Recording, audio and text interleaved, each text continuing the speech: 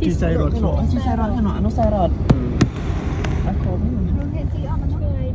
ខ្លាចអីនេះជីសៃរត់គាត់រៀននេះមួយអត់ទេត្រឹមសម្រាប់ថតដែរអត់ក្នុងថតទៅសោះនេះ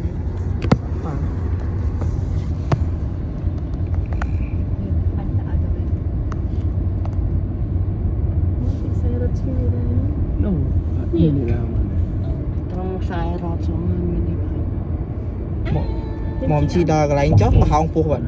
ត្រង់ក្រិនតឡើងផ្លិតចេញខ្វះអោរហូតដល់ត្រើយខ្សែរត់នៅពីសៅមកទៅនឹងអញ្ជើញមានខ្លាចមកជីទៀតមិនឃើញគេថតទេ